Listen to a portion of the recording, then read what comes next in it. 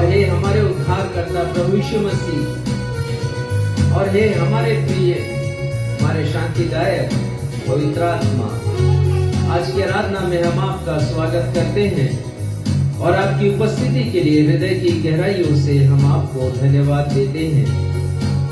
राजा दाऊद लिखते हैं, यहोवा परमेश्वर मेरी ज्योति और मेरा उद्धार है, मैं किससे डरूं। जी हाँ प्यारे भाइयों और बहनों, राजा दाऊद तो गोलियत से भी नहीं डरे, उस दैत्याकार व्यक्ति से भी, उस शूरवीर व्यक्ति से भी नहीं डरे, क्योंकि परमेश्वर उनके साथ थे। और वो लिखते हैं, यहोवा मेरे जीवन का दृढ़ गढ़ ठहरा है, मैं किसका भय खाऊं। वो निडर रहे। और उसी प्रकार प्रिय भाइयों और बहनों, हमें भी निडर बने रहना है, क्योंकि वो लिखते हैं,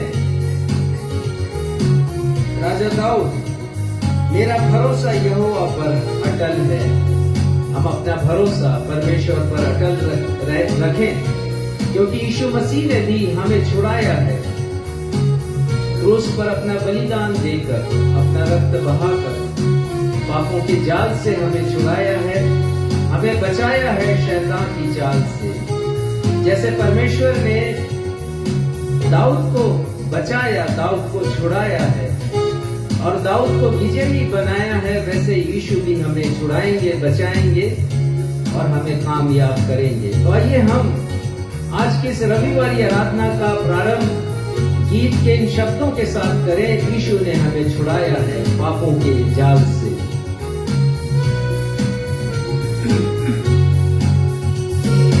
यीशु ने हमें छुड़ाया है पाप के जाल से, यीशु ने हमें बचाया है शैतान की चाल से। यीशु ने हमें छुड़ाया है पाप के जाल से, यीशु ने हमें बचाया शैतान की चाल से। तो गाओ हालेलुया, तो गाओ हालेलुया, तो गाओ हालेलुया, तो गाओ हालेलुया, तो गाओ हालेलुया, तो गाओ हालेलुया, तो गाओ हालेलुया, तो गाओ हालेलुया।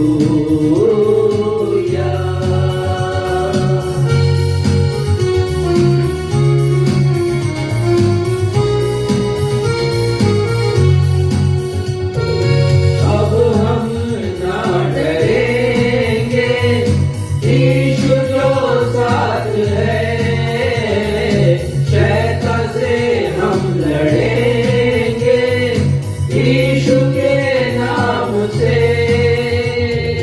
अब हम ना डरेंगे, यीशु जो साथ है, शैतान से हम लड़ेंगे यीशु के नाम से। तो गाओ हालेलुया, तो गाओ हालेलुया, तो गाओ हालेलुया, तो गाओ हालेलुया।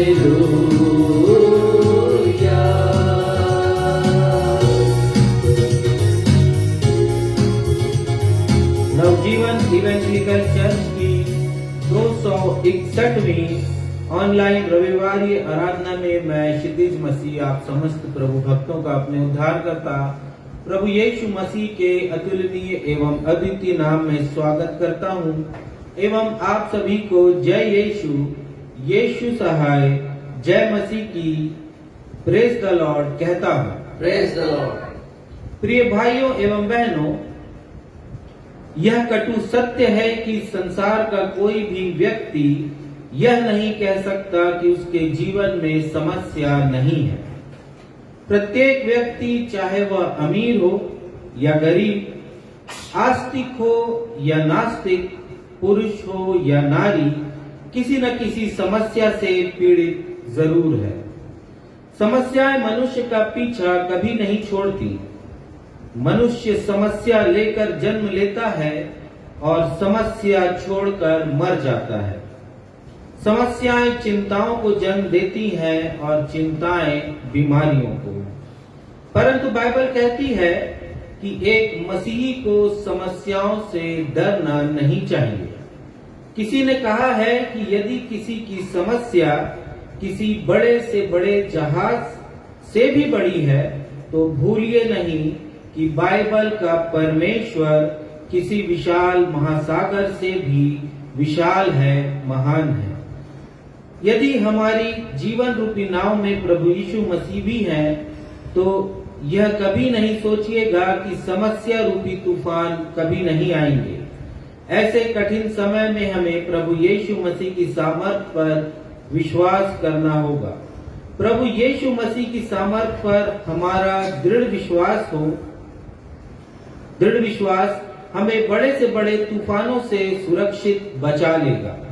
आज हमारी कलीसिया के पासवान साहब आपको संदेश के द्वारा यह बतलाएंगे कि जीवन के कठिन और मुश्किल हालातों में हमारे प्रभु यीशु मसीह हमें विजय दिलाते हैं। अतः आप आज के संदेश को अवश्य ही सुनिएगा। आइए इस समय हम सब अपने स्थानों पर आदर पूर्वक खड़े होकर एक स्वर में यह गीत गाएं। तू ही तू यीशु, तू ही तू, सारे नामों से ऊंचा है तू।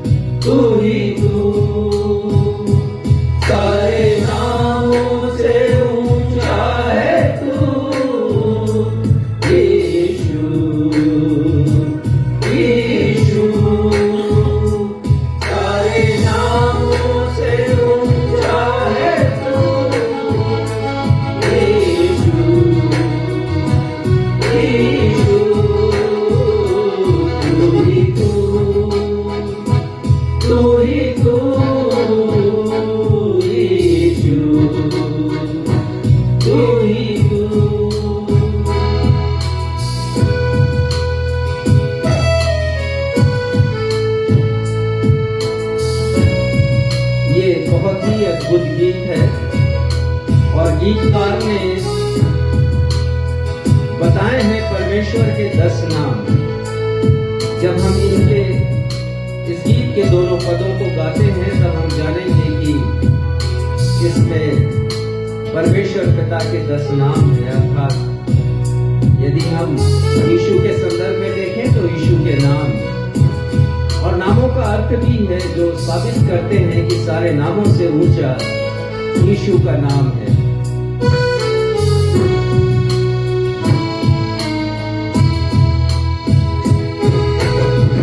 यहोवा जीरे तू है, तू ही सब कुछ जुटाता है, यहोवा शालोम तू है, हमें तू शांति देता है।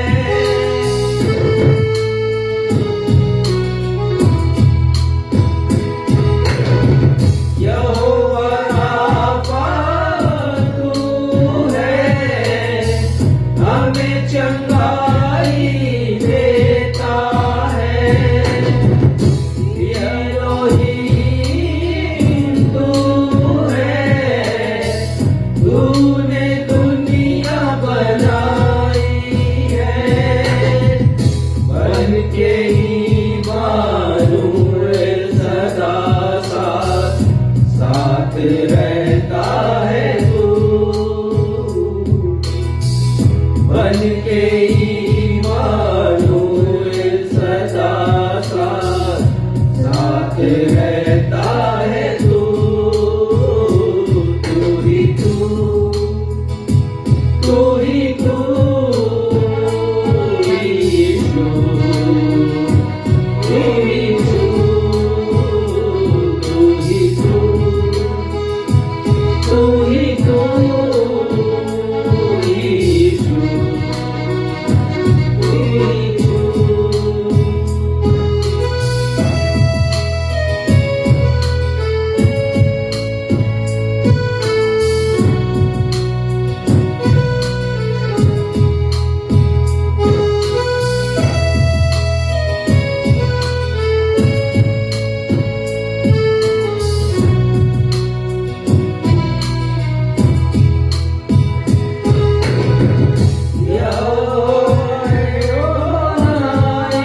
तू है, राजाओं का राजा है, एल शद्दाई तू है, हमें तू भरपूर करता है।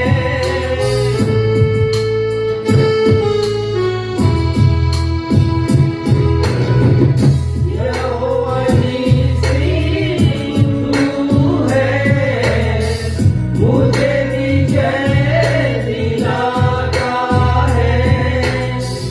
यहोवा रोही तू है, तू मेरा चरवाहा है, मैं कादेश बनकर हमें पवित्र करता है तू, मैं कादेश बनकर हमें पवित्र करता है तू। तू ही तू, तू ही तू, यीशु, तू ही तू, तू ही तू, तू ही तू, यीशु, तू ही तू। सारे नामों से ऊंचा है तू, यीशु, यीशु, सारे नामों से ऊंचा है तू, यीशु, यीशु, तू ही तू, तू ही तू, यीशु, तू ही तू।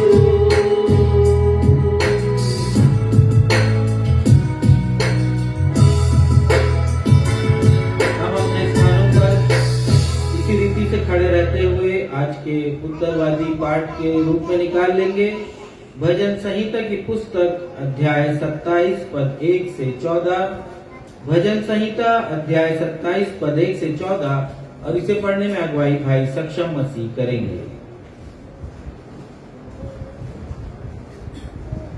आइए हम सब मिलकर धर्मशास्त्र से निकालें भजन संहिता अध्याय 27 पद संख्या 1 से 14 तक। जैसा कि हमारा दस्तूर रहा है, इस पूरे अध्याय को हम उत्तरवादी की रीति से पढ़ लेंगे। भजन संहिता 27। यहोवा परमेश्वर मेरी ज्योति और मेरा उद्धार है, मैं किससे डरूं? यहोवा मेरे जीवन का दृढ़ गढ़ ठहरा है, मैं किसका भय खाऊं? जब कुकर्मियों ने जो मुझे सताते और मुझी से बैर रखते थे, मुझे खा डालने के लिए मुझ पर चढ़ाई की, तब वे ही ठोकर खाकर गिर पड़े। चाहे सेना भी मेरे विरुद्ध छावनी डाले, तो भी मैं न डरूंगा। चाहे मेरे विरुद्ध लड़ाई ठन जाए, उस दशा में भी मैं हियाव बांधे निश्चिंत रहूंगा। एक वर मैंने यहोवा से मांगा है, उसी के यत्न में लगा रहूंगा, कि मैं जीवन भर यहोवा के भवन में रहने पाऊं, जिससे यहोवा की मनोहरता पर दृष्टि लगाए रहूं और उसके मंदिर में ध्यान किया करूं। क्योंकि वह तो मुझे विपत्ति के दिन में अपने मंडप में छिपा रखेगा, और अपने तंबू के गुप्त स्थान में वह मुझे छिपा लेगा और चट्टान पर चढ़ाएगा। अब मेरा सिर मेरे चारों ओर के शत्रुओं से ऊंचा होगा, और मैं यहोवा के तंबू में जय जयकार के साथ बलिदान चढ़ाऊंगा और उसका भजन गाऊंगा। हे यहोवा, मेरा शब्द सुन, मैं पुकारता हूँ, तू मुझ पर अनुग्रह कर और मुझे उत्तर दे। तूने कहा है, मेरे दर्शन के खोजी हो, इसलिए मेरा मन तुझसे कहता है, हे यहोवा, तेरे दर्शन का मैं खोजी रहूंगा। अपना मुख मुझसे न छिपा, अपने दास को क्रोध करके न हटा। तू मेरा सहायक बना है। हे मेरे उद्धार करने वाले परमेश्वर, मुझे त्याग न दे और मुझे छोड़ न दे। मेरे माता पिता ने तो मुझे छोड़ दिया है, परंतु यहोवा मुझे संभाल लेगा। हे यहोवा, अपने मार्ग में मेरी अगुवाई कर और मेरे द्रोहियों के कारण मुझको चौरस रास्ते पर ले चल। मुझको मेरे सताने वालों की इच्छा पर ना छोड़, क्योंकि झूठे साक्षी जो उपद्रव करने की धुन में है, मेरे विरुद्ध उठे हैं। यदि मुझे विश्वास न होता कि जीवितों की पृथ्वी पर यहोवा की भलाई को देखूंगा, तो मैं मूर्छित हो जाता। यहोवा की बाट जोहता रहे, हियावान और तेरा हृदय दृढ़ रहे।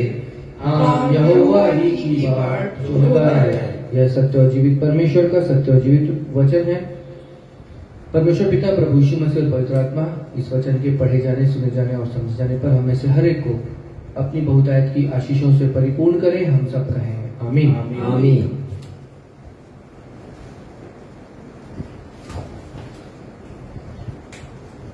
अब हमारी कलीसिया के पासबान साहब को अवसर होगा कि वे हम सबों को कलीसियाई सूचनाओं से अवगत कराएंगे।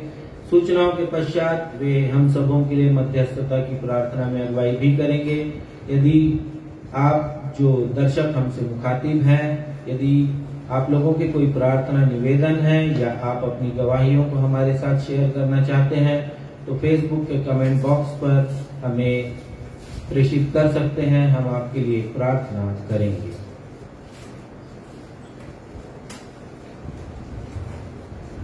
नवजीवन इवेंजलिकल चर्च की 261वीं 261st ऑनलाइन आराधना में मैं पास्टर राजेश मसीह आप सभी प्रभु भक्तों का जो इस समय फेसबुक पर ऑनलाइन उपस्थित हैं या आने वाले दिनों में व्हाट्सएप, मैसेंजर या यूट्यूब पर भेजे जाने वाले वीडियो को देखकर हमारी आज की रविवारी आराधना में शामिल होंगे, मैं आप सभी का स्वागत करता हूं और आप सभी को मैं प्रेज द लॉर्ड कहता हूं। Praise the Lord. सूचनाएं इस प्रकार से हैं। 7 मई को हमारे लोकसभा के संसदीय सीट का चुनाव निर्धारित किया गया है। चुनाव दिवस है वो, और इसी के साथ संपूर्ण देश में भी अनेक लोकसभा के सीट पर शांतिपूर्ण मतदान के लिए हम प्रार्थना करते हैं और आने वाले दिनों में और भी जितने भी मतदान बचे हुए हैं अन्य संसदीय क्षेत्रों में, वहां पर भी शांतिपूर्ण माहौल में मतदान संभव हो सके, हम इस बात की प्रार्थना करते हैं। 9 मई गुरुवार को हम सब स्मरण करेंगे प्रभु यीशु मसीह के स्वर्गारोहण दिवस को। प्रभु यीशु मसीह मृतकों में से पुनरुत्थान की सामर्थ के द्वारा जीवित हो जाने के पश्चात 500 से अधिक लोगों को उन्होंने दर्शन दिया और 40वें दिन वे स्वर्ग पर उठा लिए गए। इस वर्ष हमने प्रभु यीशु के पुनरुत्थान दिवस को 31 मार्च को मनाया था। अब उस दिन से यदि आप काउंट करेंगे, गिनेंगे, तो 40वां दिन आता है 9 मई दिन गुरुवार को। प्रभु यीशु मसीह का स्वर्गारोहण दिवस आज से हुआ था लगभग 2000 वर्ष पहले। इसलिए हम 12 मई की रविवारी आराधना के दिन प्रभु यीशु मसीह के स्वर्गारोहण दिवस को मनाएंगे और ये देखेंगे कि प्रभु यीशु मसीह के स्वर्गारोहण का हमारे स्वयं के जीवन में कितना महत्व है। प्रार्थना अनुरोध इस प्रकार से है। हमारे भाई जस्टिन जॉन ने फेसबुक में लिखकर हमसे अनुरोध किया है कि हम उनके लिए प्रार्थना करें, उनकी पत्नी और उनके पुत्र के लिए प्रार्थना करें। साथ ही उन्होंने लिखा है कि उनका परिवार शारीरिक बीमारी से ग्रस्त है और परमेश्वर पिता से हमारी यही प्रार्थना है कि हम अपने भाई जस्टिन जॉन के पूरे परिवार को उनके सिंहासन के समक्ष लेकर आते हैं और जो भी शारीरिक तकलीफ है परमेश्वर पिता उसे अपने स्पर्श के द्वारा दूर करें। धन्यवाद का विषय इस प्रकार से है। मेरी पत्नी बीना ने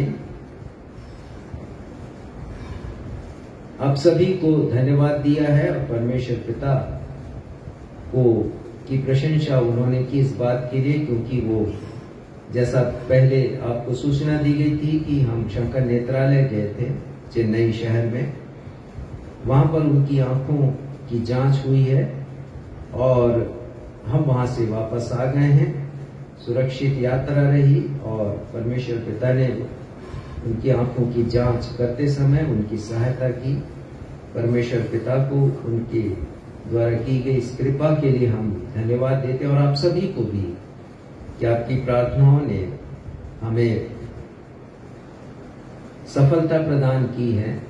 आपसे अनुरोध है कि अपनी प्रार्थनाओं में आगे भी आप उनकी पूर्ण चंगाई के लिए प्रार्थना करते रहें। आइए इन सारे विषयों को हम अपने उद्धारकर्ता प्रभु यीशु मसीह के सामर्थी नाम में आपके सिंहासन के समक्ष रखें। हे हमारे परमेश्वर पिता, हम हृदय से आपके आभारी हैं प्रत्येक उन उपकारों के लिए जो आप हमारे जीवन में करते हैं। पिता, हम हृदय से धन्यवाद देते हैं और इस समय हम अपने उद्धारकर्ता प्रभु यीशु मसीह के नाम में आपके सिंहासन के समक्ष हैं। आपकी उपस्थिति के लिए जो हमारे मध्य में है, हम धन्यवाद देते हैं और अपने प्रार्थना निवेदनों को आपके समक्ष लेकर आते हैं।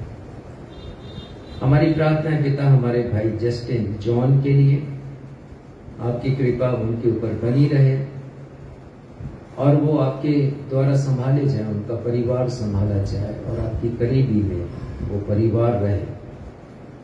हम अपने देश में होने वाले संसदीय चुनाव के लिए प्रार्थना करते हैं, लोकसभा के चुनाव के लिए प्रार्थना करते हैं। होने दीजिए पिता, हमारे देश में शांति का माहौल बना रहे और होने दीजिए पिता कि ऐसी सरकार चुन करके आए जो आपके भय में रह करके काम कर सके। प्रार्थना करते हैं पिता, आने वाले रविवार को जब हम प्रभु यीशु मसीह के स्वर्गारोहण दिवस को मनाते हैं तो सीख सकें कि हमें उनके स्वर्गारोहण के द्वारा क्या शिक्षाएं मिलती हैं और हमारे स्वयं के जीवन के लिए उसका महत्व क्या है। धन्यवाद देते हैं पिता, हम श्रीमती बीना मसीह के लिए कि उनकी आंखों की सफल जांच वहां पर शंकर नेत्रालय में हुई है।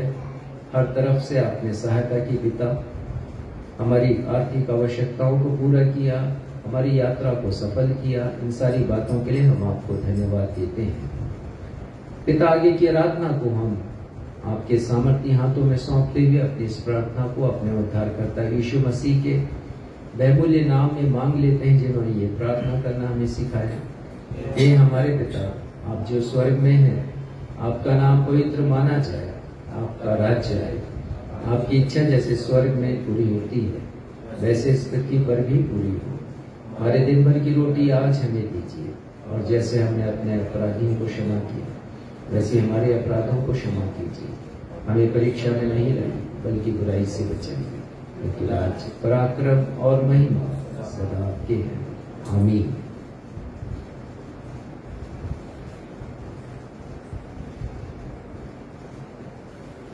अब हम सभी के लिए यह सुनहरा अवसर होगा जब हम स्मरण करेंगे अपने परमेश्वर पिता से प्राप्त आशीषों को, परमेश्वर पिता के द्वारा प्रदत्त की गई आशीषों को, और अपनी भेंटों एवं धन्यवादी भेंटों को परमेश्वर पिता के सिंहासन के निकट लाएंगे।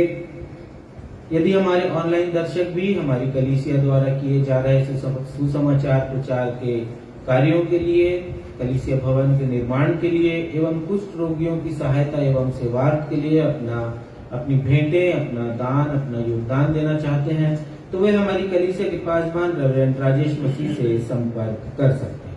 आइए इस समय जब हम अपनी अपनी भेंटों को अर्पित करेंगे, हम सभी मिलकर यह गीत गाएंगे। प्रभु परमेश्वर तू कितना भला है, तेरी भलाई सदा की है।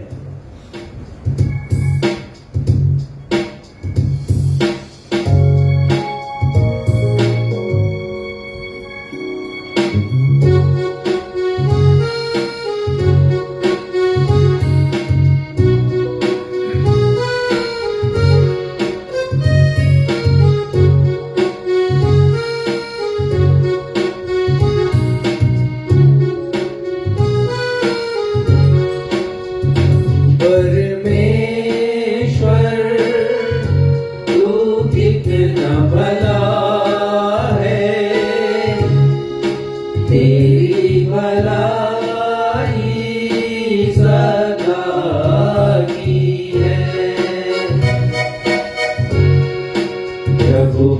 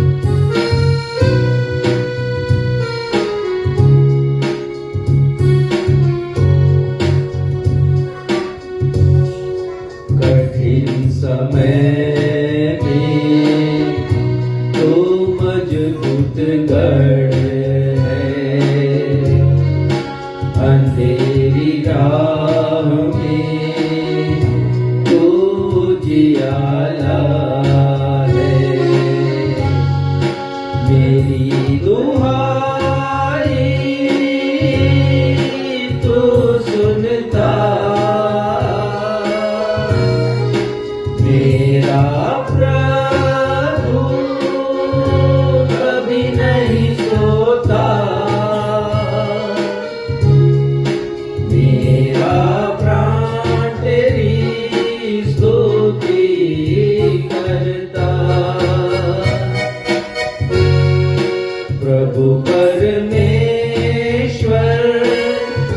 तो कितना भला है, तेरी भलाई सदा की है, तेरी भलाई सदा की है। आइए भेंटों को परमेश्वर पिता के चरणों में अर्पित करेंगे। हम सभी प्रार्थना में जाएंगे। महान जीवित अनुग्रहकारी पिता परमेश्वर, आराधना के इस समय आपके चरणों की निकटता में आते हैं, जब हमने अपनी भेंटों एवं धन्यवादी भेंटों को आपके नाम की महिमा एवं आपके राज्य की बढ़ोतरी के लिए अर्पित किया है। प्रेम पिता, हम जानते हैं कि ये भेंटें तुच्छ हैं, नगण्य हैं, इनका कोई मोल नहीं, परंतु आप देने वाले हृदय की भावनाओं से प्रसन्न होते हैं। आप उन भावनाओं को ग्रहण करते हैं, हमारा यही विश्वास है। हम धन्यवाद देते प्रेम पिता अपने उन भाइयों बहनों के लिए जिन्होंने अपने जीवन की वर्षगांठ को, वैवाहिक वर्षगांठ को, अपनी चंगाइयों को या जीवन के अन्य उपलब्धियों को स्मरण करते हुए, आपकी आशीषों को अहमियत देते हुए प्रेम पिता अपनी धन्यवादी भेंटों को आपके समक्ष लेकर के आए हैं। उन धन्यवादी भेंटों को आप ग्रहण कीजिए प्रेम पिता, और होने दीजिए कि हर एक देने वाला आपके द्वारा आशीषित होने वाला हो सके। प्रार्थना और विनती करते हैं उन भाइयों बहनों के लिए जिन्होंने अपनी कठिनाइयों में से, अपनी तकलीफों में से और अपनी कमजोरियों में से आपको स्मरण किया है प्रेम पिता, और कुछ न कुछ भेंटे आपके चरणों में लाए हैं। उन्हें दीजिए ये भेंटे आपको ग्रहण होने पाए प्रेम पिता, और आपके द्वारा आशीषों के झरोखे ऐसे लोगों के लिए खुलने पाए प्रेम पिता। प्रार्थना और विनती करते इन भेंटों का आपका स्पर्श मिले, ताकि आपके नाम की महिमा एवं आपके राज्य के विस्तार के लिए कलीसिया के द्वारा बढ़ोतरी से उपयोग में लाई जाने वाली हो सके। शेष आराधना में आपकी अगुवाई चाहते हैं और इस विनती को अपने उद्धारकर्ता प्रभु यीशु के नाम से मांगते हैं, आमीन। पवित्र शास्त्र बाइबल से पाठों के पठन का अवसर होगा। पहला पाठ जो पुराने नियम से लिया गया है, शामुएल की पुस्तक, पहला शामुएल अध्याय 17 पद 35 से 41। पहला शामुएल अध्याय 17 पद 35 से 41। इसे पढ़ने में अगुवाई श्रीमती बीना मसीह करेंगी। दूसरा पाठ जो नए नियम से लिया गया है, रोमियो की पत्री अध्याय 8 पद 31-32 एवं पद 35 से 39 तक। रोमियो अध्याय 8 पद 31-32 एवं पद 35 से पद 39 तक, और इसे पढ़ने में अगुवाई बहन आकांक्षा मसीह करेंगी।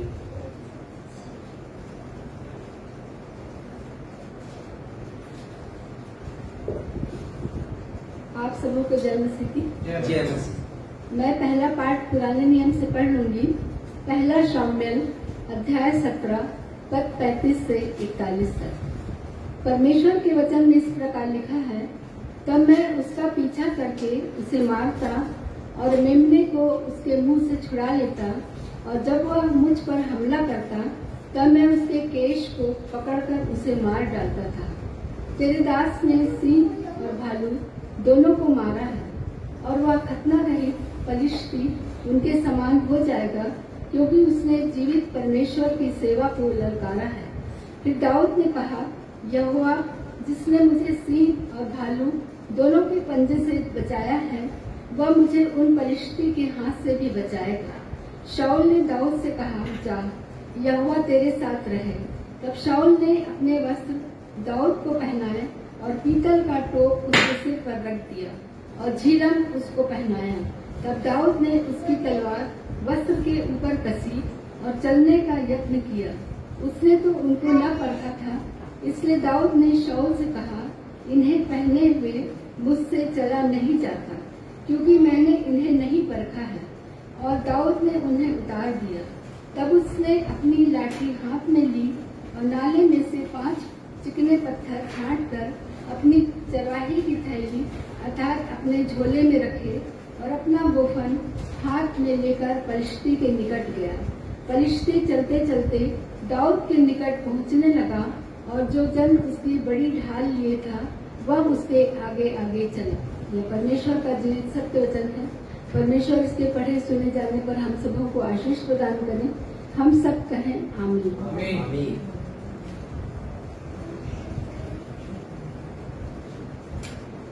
आप सबों को जय मसीह की। मैं आप लोगों के सामने पढ़ लूंगी नए नियम से रोमियो अध्याय 8 पद 31, 32 और उसके पश्चात पद 35 से 39। अतः हम इन बातों के विषय में क्या कहें? यदि परमेश्वर हमारी ओर है तो हमारा विरोधी कौन हो सकता है? जिसने अपने निज पुत्र को भी ना रख छोड़ा परंतु उसे हम सब के लिए दे दिया, वह उसके साथ हमें और सब कुछ क्यों ना देगा। 35 से आगे, कौन हमको मसीह के प्रेम से अलग करेगा? क्या क्लेश या संकट या उपद्रव या अकाल या नंगाई या जोखिम या तलवार? जैसा लिखा है, तेरे लिए हम दिन भर घात किए जाते हैं, हम वध होने वाली भेड़ के समान गिने गए हैं। परंतु इन सब बातों में हम उसके द्वारा जिसने हमसे प्रेम किया है जैवन से भी बढ़कर हैं। क्योंकि मैं निश्चय जानता हूँ कि न मृत्यु, न जीवन, न स्वर्गदूत, न प्रधानताएं, न वर्तमान, न भविष्य, न सामर्थ, न ऊंचाई, न गहराई और न कोई और सृष्टि हमें परमेश्वर के प्रेम से जो हमारे प्रभु यीशु मसीह में है अलग कर सकेगी। परमेश्वर अपने पढ़े हुए वचन पर आशीष दे। हम सब कहें आमीन। आमीन। सुसमाचार पाठ के आधार में हम सभी अपने स्थानों पर खड़े हो जाएंगे। आज का सुसमाचार का पाठ जो लिया गया है मरकुस रचित सुसमाचार अध्याय 4 पद 35 से 39 तक। मरकुस रचित सुसमाचार अध्याय 4 पद 35 से 39 और इसे पढ़ने में वही कलीसिया के पासवान रेवरेंड राजेश मसीह करेंगे।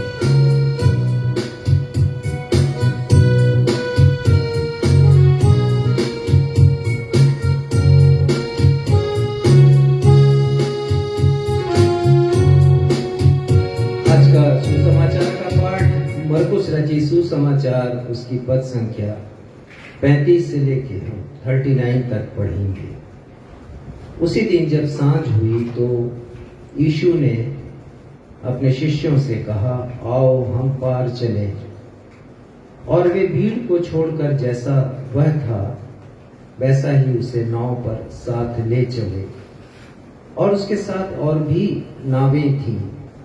तब बड़ी आंधी आई और लहरें नाव पर यहाँ तक लगी कि वह पानी से भरी जाती थी और वह आप पिछले भाग में गद्दी पर सो रहा था।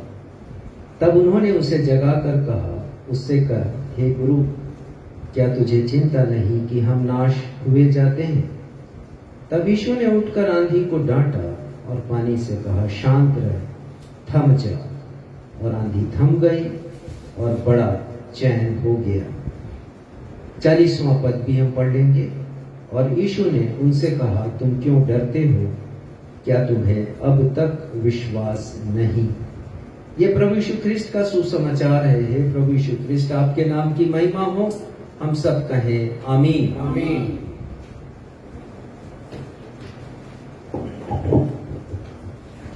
अब हम सबों के लिए यह सुनहरा समय होगा जब हम सब परमेश्वर पिता के जीवित वचन से, जीवित कलाम से सप्ताह भर की आत्मिक ऊर्जा को प्राप्त करने के लिए परमेश्वर पिता के अभिषिक्त दास और हमारी कलीसिया के पासवान रेवरेंड राजेश मसीह के द्वारा एक प्रेरणादायक, अर्थपूर्ण एवं सारगर्भित संदेश को सुन सकेंगे। और आज के संदेश का विषय है, जीवन के मुश्किल हालातों पर आप कैसे विजयी हो सकते हैं। How you can overcome upon the difficult situation in life। परंतु इससे पहले कि हम संदेश सुने, आइए हम सब मिलकर संदेश से ताल्लुक रखता हुआ एक गीत गा लेंगे। और इस गीत के शब्द हैं, जब जीवन के दुख सागर में आंधी चलती है तब यीशु पर मैं लंगर सी आशा रखता हूँ। बहुत ही प्रचलित गीत है ये। और यदि आपके पास मेनोनाइट और मसीही गीत संग्रह है, मेनोनाइट चर्च की गीत किताब है, तो गीत क्रमांक 396 नंबर का यह गीत उस पुस्तक में मिलेगा। गीत क्रमांक 396।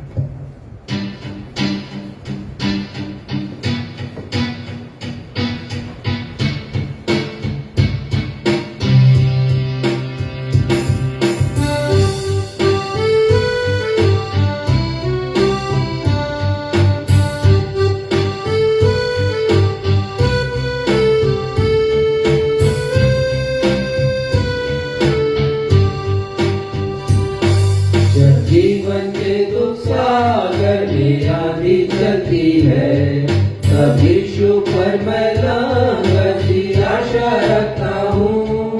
परीक्षा और विपत्ति जब लहराती है, तब उससे चैन और शांति मैं पाता हूँ। जो मेरा आधार है मैं साहस करूँगा, वो मेरा आधार है कभी न डरूंगा।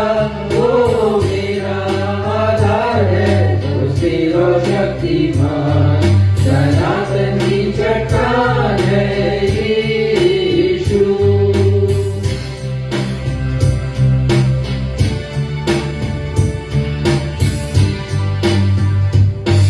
बुराई से बचा के वो निर्मल करता है, वो मेरे मन से बोलकर आराम दिलाता है अगुआ मुक्तिदाता, भरोसा उस पर है, सदा रहता पास ही सहारा दे।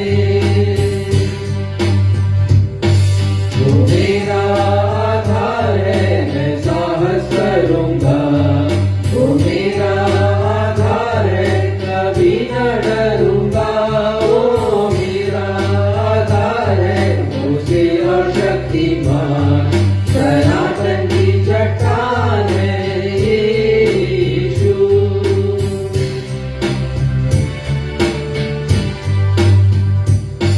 वो मेरा तो सहायक, वो मुझको करता स्थिर, वो दुखी आंधी रोकर मुझे बजाता है। विश्वास से स्वर्गीय घर की मैं करता हूँ आशा, जो यीशु मेरे लिए बनाता है। वो मेरा आधार है मैं साहस करूँगा, वो मेरा आधार है कभी न डरूंगा। वो मेरा आधार है वो सिर और शक्तिमान, सनातन की चट्टान है यीशु। सनातन की चट्टान है यीशु, सनातन की चट्टान है यीशु।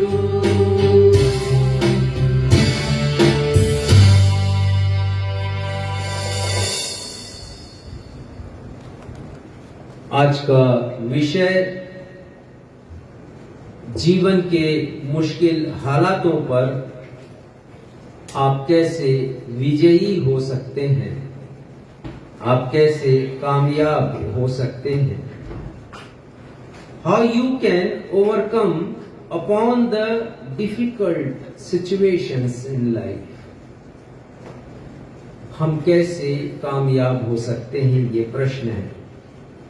जब जीवन में मुश्किल हालात उत्पन्न हो जाएं, जब समस्याएं आ जाएं, और इसका जवाब यह है कि मुश्किल हालातों पर और जीवन की समस्याओं पर हम केवल और केवल बाइबल की विचारधारा से विजयी हो सकते हैं।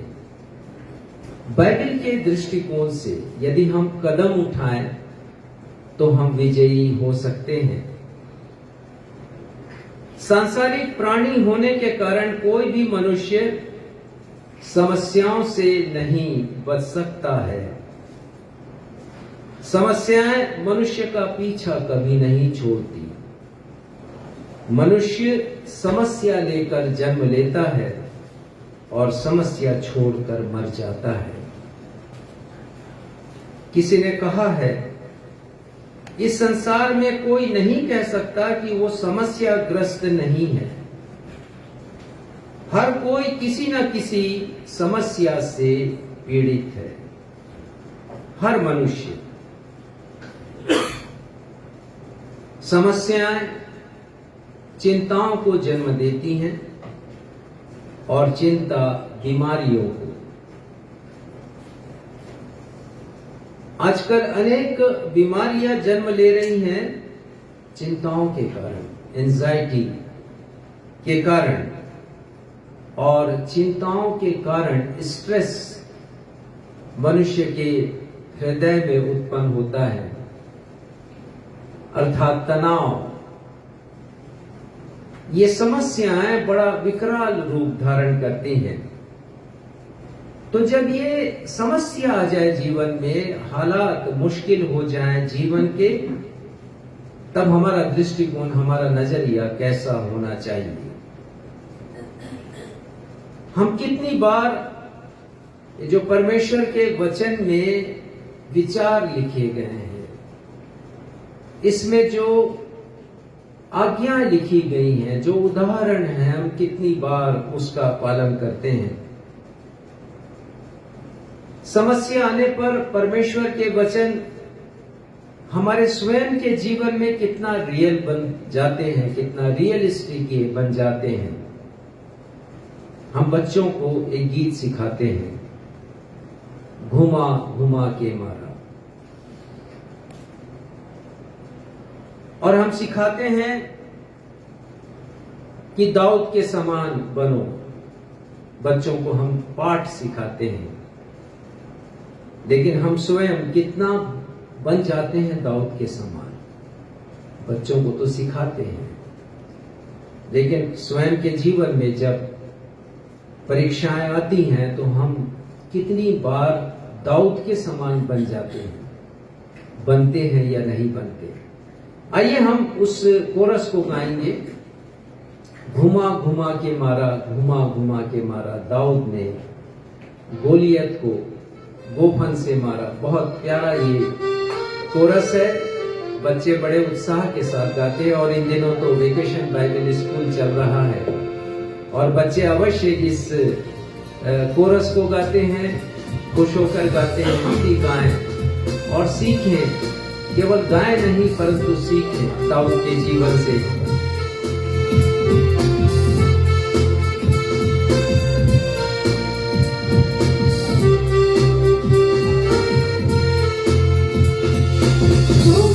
घुमा के मारा, घुमा घुमा के मारा, घुमा घुमा के मारा, घुमा घुमा के मारा। दाऊद ने गोलियत को गोफन से मारा, दाऊद ने गोलियत को गोफन से मारा। एक नहीं, दो नहीं, तीन नहीं, चार नहीं, एक नहीं, दो नहीं, तीन नहीं, चार नहीं, पांच पत्थर डाले चलिया और एक पत्थर से मारा। पांच पत्थर डाले चलिया और एक पत्थर से मारा। घुमा घुमा के मारा, घुमा घुमा के मारा, घुमा घुमा के मारा, घुमा घुमा के मारा। दाऊद ने गोलियत को गोफन से मारा, दाऊद ने गोलियत को गोफन से मारा।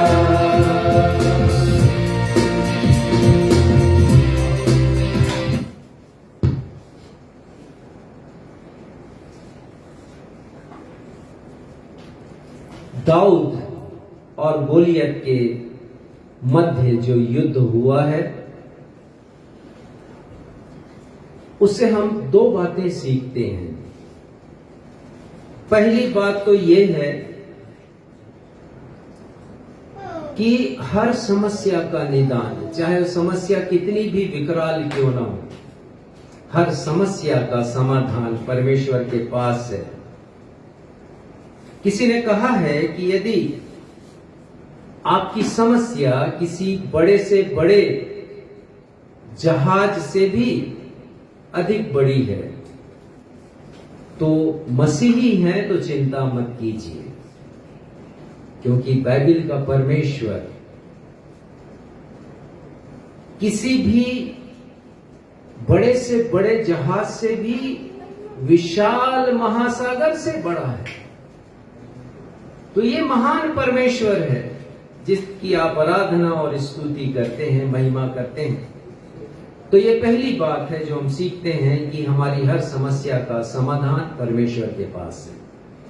और दूसरी बात, ये परमेश्वर का वचन हमें जीने की राह बतलाता है जब जीवन मुश्किल हालातों से होकर गुजरता है, समस्याओं से, कठिनाइयों से, आफतों से और परेशानियों से होकर गुजरता है। तब यही परमेश्वर का वचन हमें जीने की राह सिखाता है। तो मेरे साथ आज निकाल लीजिए पहला शामुएल 17वां अध्याय, और यहां पर हम पलिश्तियों और इजराइलियों के मध्य में एक युद्ध का वर्णन पढ़ते हैं और पढ़ते हैं कि कैसे दाऊद ने वीर गोलियत को मारा है। यह युद्ध है, ऐसा है दो जातियों के मध्य में जो हजारों वर्षों से लड़ा जा रहा है, आज भी खत्म नहीं हुआ है। और यदि आप करंट अफेयर्स में रुचि रखते हैं, विश्व के मौजूदा हालातों के ऊपर आपकी नजर है, तो आप जानेंगे कि अभी भी ये युद्ध चल रहा है इजरायलियों और पैलेस्टाइन देश के मध्य में। सारी जातियों पर इजरायलियों ने विजय प्राप्त की, परंतु पलिश्तियों पर विजय प्राप्त नहीं की। पढ़िएगा क्यों उन्हें विजय नहीं मिली। न्यायों 3 अध्याय उसका 4 पद, न्यायों 3 अध्याय उसका 4 पद। हमें बड़ी सीख मिलती है जब हम इस पद को पढ़ते हैं, न्यायों उसका 3 अध्याय और 4 पद पढ़िए। ये इसलिए रहने पाए, ये इसलिए मतलब पलिश्ती इसलिए इजरायलियों के मध्य में रहने पाए कि उनके द्वारा इजरायलियों की इस बात में परीक्षा हो कि जो आज्ञाएं यहोवा ने मूसा के द्वारा उनके पूर्वजों को दी थी उन्हें वे मानेंगे या नहीं। हाँ, तो परमेश्वर पिता ने इस संकट को उनके मध्य में रहने दिया, इसलिए रहने दिया ताकि इजरायलियों के जीवन के द्वारा ये प्रकट हो कि परमेश्वर की आज्ञा का कितना पालन करते हैं। क्योंकि परमेश्वर के वचन में ये लिखा है कि वो युद्ध नहीं करेंगे, युद्ध तो परमेश्वर करेंगे, और ये भरोसे रखने लायक बात थी। और इससे हम ये सीखते हैं कि हमारे जीवन में भी मुश्किल हालात आते हैं, समस्याएं आती हैं, कठिनाइयां आती हैं, आफतें आती हैं, परेशानियां आती हैं, और वो इसलिए कि परमेश्वर देखना चाहते हैं कि हम अपने विश्वास में कितना स्थिर रह पाते हैं। यदि हमारे जीवन रूपी नाव में यीशु है तो हम कभी यह न सोचें कि तूफान नहीं आएगा, आंधी नहीं आएगा। समस्याओं के तूफान और समस्याओं की आंधियां आती रहेंगी, क्योंकि परमेश्वर देखना चाहते हैं कि हम अपने विश्वास में कितने स्थिर हैं। मरकुस रचित सुसमाचार का 4 अध्याय आज पढ़ा गया, और प्रभु यीशु मसीह ने कहा शिष्यों से कि आओ उस पार चले। तो यदि कह दिया यीशु ने उस पार चले तो उनको जाना ही है, कोई रोक नहीं सकता। यीशु ने यदि कहा है, लेकिन आगे हम पढ़ते हैं कि एक भयंकर तूफान आया गलील के सागर में, और लिखा लहरें यहां तक ऊंची उठने लगी कि वो नाव के भीतर प्रवेश कर रही थी। नाव के भीतर पानी भर रहा था और नाव डूबने वाली थी, और शिष्य घबरा गए क्योंकि मौत उनके सामने खड़ी थी। और यीशु के पास जाकर वो कहते हैं कि क्या आपको हमारी चिंता नहीं, हम नष्ट हुए जाते हैं। यीशु परखना चाहते थे कितना विश्वास है उनके जीवन में।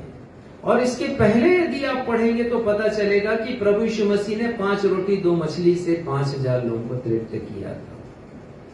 तो परखना चाह रहे थे यीशु शिष्यों को कि वे अपने विश्वास में कितने मजबूत हैं, पर वो खरे नहीं उतर पाए, वो डर गए यीशु के रहते हुए भी।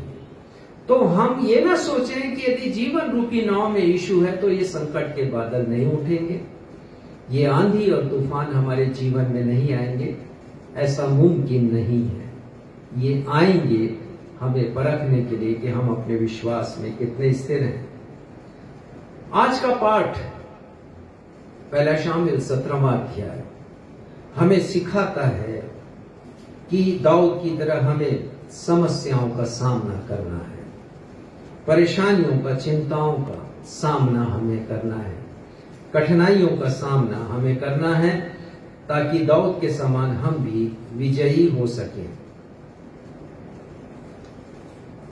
हुआ यह था कि इजरायलियों का राजा शाऊल था, प्रथम राजा शाऊल, और उसके राज्य के समय पलिश्ती एक बड़ी समस्या बनकर उभर आए हैं। और हम पढ़ते हैं 17वें अध्याय में, पहला शामिल 17वें अध्याय में हम पढ़ते हैं कि पर्वत पर एक तरफ पलिश्तियों की सेना है और पर्वत के दूसरे तरफ इस्राएलियों की सेना युद्ध के लिए एकत्रित हुई है। बीच में तराई है, तराई का मतलब युद्ध का मैदान है, और पलिश्तियों की ओर से एक व्यक्ति निकला है जो बहुत हट्टा कट्टा है, मजबूत है। उसके विषय में हिंदी बाइबल में लिखा है वीर, लेकिन अंग्रेजी बाइबल में चैंपियन शब्द आया है, जिसका अर्थ होता है उत्तम दर्जे का विजेता या शूरवीर व्यक्ति। एक ऐसा व्यक्ति जिसने अनेक हट्टे कट्टे और बलवान पहलवानों को शिकस्त दी हो, वो चैंपियन था। और पलिश्तियों की तरफ से वो निकला है, और उसके विषय में पहला शामिल 17वें अध्याय के 4 पद से लेकर 7वें पद तक उसका वर्णन लिखा हुआ है। वो 10 फीट ऊंचा था, समझिए दैत्याकार था वो, और वो हथियारों से, अस्त्र और शस्त्र से सुसज्जित था। उसके विषय में यहां पर लिखा है कि वो झिलम पहने हुए था। झिलम का मतलब यही है, आजकल की भाषा में बुलेट प्रूफ जैकेट पहनते हैं सैनिक लोग, इसलिए कि शत्रु की गोली उनके शरीर को ना भेद पाए। तो वैसा ही झिलम उस जमाने में सैनिक पहना करते थे कि शत्रु के वार को वो सह सके और वो घायल ना हो। लिखा है कि उसका वजन 7 किलो था, और उसके पांव के बारे में लिखा है कि पीतल के कवच से उसके पांव ढके हुए थे, और सिर पर एक टोप था जो हेलमेट आप कह सकते हैं। और इस प्रकार वो सिर से लेकर पांव तक अस्त्रों से सुसज्जित था, और उसके हाथ में एक भाला था, और भाले का फल अर्थात जो ऊपर का नुकीला हिस्सा होता वो भी 7 किलो वजनी था, बहुत वजनदार था। और एक दूसरा सैनिक था उसके साथ जो उसे देकर चला करता था। तो इतना बलशाली व्यक्ति पलिश्तियों की ओर से आया है, और उस युद्ध की एक शर्त है रखी गई है, और शर्त के बारे में हम पढ़ेंगे। 8वां पद देखिए क्या लिखा है, पहला शामिल 17वां अध्याय 8वां पद। वह खड़ा होकर इजरायली पंक्तियों को ललकार के बोला, तुमने यहाँ आकर लड़ाई के लिए क्यों पंक्ति बांधी है? क्या मैं पलिश्ती नहीं हूँ और तुम शाऊल के अधीन नहीं हो? आप पढ़िए, आप सुनिएगा उसने क्या कहा। अपने में से एक पुरुष चुनो कि वह मेरे पास उतर आए। वो कह रहा है इजरायली सेना से कि क्यों सेना आपस में युद्ध लड़े, और बहुत से लोग हताहत हों, बहुत से लोग घायल हों, बहुत से लोग मर जाएं। मैं पलिश्ती सेना की तरफ से आया हूं, तुम में से भी एक व्यक्ति आ जाए, कोई सैनिक भेज दो अपनी ओर से जो मुझसे लड़े, और इस युद्ध की शर्त है जो मुझे परास्त करेगा वो जीत जाएगा, और यदि मैं उसे हरा दूं, मैं पटक दूं उसे, तो मैं जीत जाऊंगा। युद्ध की ये शर्त है। और 9वें पद में देखिए क्या लिखा है, यदि वह मुझसे लड़कर मुझे मार सके, तब तुम्हारे अधीन हो जाएंगे, परंतु यदि मैं उस पर प्रबल होकर मारूं तो तुमको हमारे अधीन होकर हमारी सेवा करनी पड़ेगी। ये शर्त थी, अधीनता की बात थी, स्वतंत्रता के छीन जाने की बात थी। और 10वें पद में लिखा है, फिर वो पलिश्ती बोला, मैं आज के दिन इजरायली सेना को ललकारता हूं। और वो ललकार रहा था, इजरायलियों को ललकार रहा था। तो यहां पर गोलियत इजरायलियों के लिए एक मुश्किल हालात उत्पन्न कर रहा है, क्योंकि इजरायलियों के मध्य में कोई भी ऐसा व्यक्ति नहीं है जो गोलियत का सामना कर सके, उस शूरवीर का सामना कर सके। उनका राजा शाऊल, वो भी ऊंचा पूरा था, वो भी हट्टा कट्टा था। और पहला शामुएल 9वें अध्याय के 2 पद में लिखा कि वो दिखने में भी बहुत हैंडसम था और इतना ऊंचा था कि दूसरे लोग, ऊंचे ऊंचे लोग भी उसके केवल कंधे तक आते थे। लेकिन वो भी डरा और सहमा हुआ था, वो भी मुकाबला नहीं करना चाहता था, वो घबराया हुआ था, सोचता था कि इस चैंपियन व्यक्ति का, इस बलशाली व्यक्ति का, इस दैत्याकार व्यक्ति का मैं सामना कैसे करूं, और यदि मैं करूंगा तो कहीं ऐसा ना हो कि हार जाऊं और इजरायली सेना भी हार जाए और हम उनकी अधीनता में आ जाएं। और वो ललकारता रहा। लिखा है, 1 दिन नहीं, 2 दिन नहीं, 10 दिन नहीं, 15 दिन, 40 दिन तक वो ललकारता रहा। 16वां पद पढ़िएगा, 40 दिन तक वो ललकार रहा है, लेकिन कोई भी नहीं इस्राएली सेना में जो आगे आ सके और उससे लड़ाई कर सके, उससे युद्ध वो कर सके। 16वां पद पढ़िएगा। वह पलिश्ती तो 40 दिन तक सवेरे और सांझ को निकट जाकर खड़ा हुआ करता था। अंतिम दिन था वो, 40वां दिन। 40 दिन की मियाद रही होगी, मैं सोचता हूं। अंतिम दिन था और इस प्रकार पलिश्तियों को वॉकओवर मिलने वाला था। पर एक घटना घटती है, अद्भुत घटना घटती परमेश्वर की योजना के अनुसार। जब दृश्य में दाऊद आता है, उसका प्रवेश होता है। दाऊद नाम का अर्थ है बिलवेड, वह जो प्यारा हो, वह जो लाडला हो। बैतलहम का रहने वाला, ईशै का 8वें नंबर का बेटा और चरवाहा था। चूंकि वो बहुत छोटा था, किशोरावस्था में था, लिखा है उसके चेहरे से लाली झलकती थी, तो वो युद्ध के काबिल नहीं था। और उसके पिता ने युद्ध के मैदान में अपने बेटों की खबर लेने के लिए भेजा था। ईशै के 3 बेटे शाऊल की सेना में थे, सैनिक थे, और युद्ध को शुरू हुए 40 दिन हो गए। और ईशै ने सोचा कि मेरे बेटों की खबर क्यों नहीं लग रही। और वो जमाना फोन का तो था नहीं, मोबाइल का था नहीं कि हर बार की, हर समय की खबर उन्हें लग जाती। तो उन्होंने दाऊद को भेजा है, अपने 8वें नंबर के बेटे को, बेटा जाओ अपने भाइयों के लिए कुछ तुम टिफिन भी लेकर चले जाओ, कुछ खाने की वस्तुएं लेकर के जाओ, भोजन पदार्थ लेकर जाओ, और उनका हालचाल पूछ करके आओ और मुझे बताओ। और वहां पर जब दाऊद पहुंचता है अपने भाइयों के पास, तो वो गोलियत को देखता है और उसकी ललकार को सुनता है। उसकी ललकार को क्या सुना है, 26वें पद के दूसरे हिस्से में हम पढ़ते हैं।